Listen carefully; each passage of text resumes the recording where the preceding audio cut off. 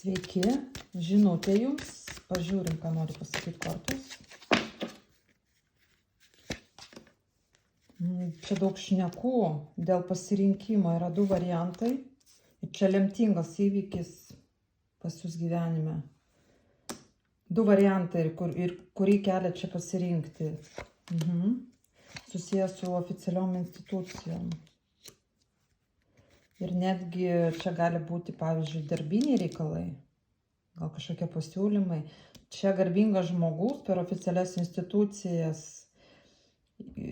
lemtingas žingsnį kažkokį tai priimsit iš tikrųjų.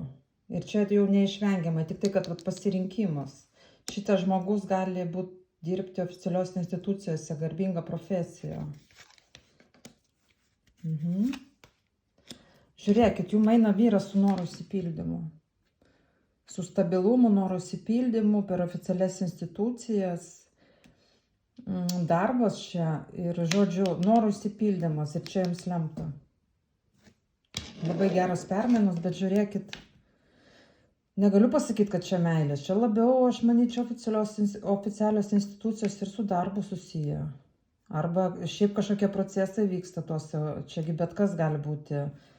Teismai, nežinau, kažkokie dokumentai ir panašiai.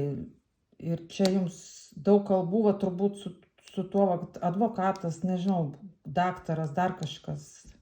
Nes čia gali būti ir ligonė. Bet aš vis tiek manyčiau, kad čia, sakyčiau, du vyrai gal net gali būti. Bet aš vis tiek sakyčiau, gal su darbu net susijęs norų išsipildymas pas jūs. Jums reikia žinoti, jūs vis tiek turit pajausti, jeigu čia jums skirta, ar ne? Jūs dabar kažkokios, sakau, kryžkelį pasirinkimuose, daug kalbų. Per oficialias institucijas. Sąjunga, kontraktas, labai netikėtai, žodžiu.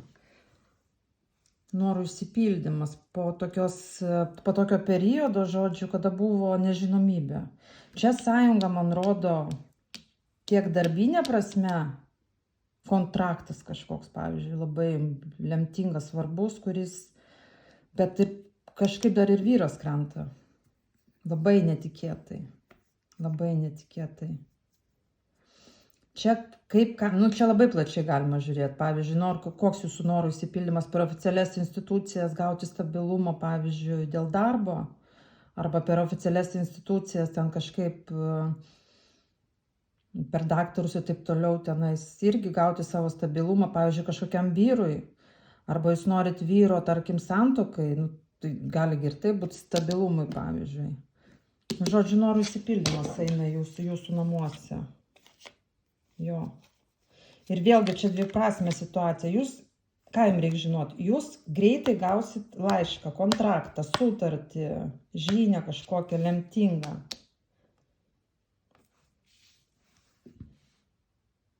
Ir išsipildys jūsų noras susijęs su darbu, stabilumu, oficialiom institucijom. Su vyru. Nematau, nekrenta man konkrečiai meilė, man krenta sąjunga, netikėta sąjunga, suprantat? Ir labai geros permainos po pabaigos net mirties. Tai, žodžiu, viskas kaip bebūtų, jūs vis tiek žino turbūt savo situaciją. Eina norų išsipildymas labai netikėtai. Labai netikėtai. O jūs dabar dviprasmė situacija, va čia dvi kortos man tai rodo. Tai va kažkaip taip. Sėkmės jums.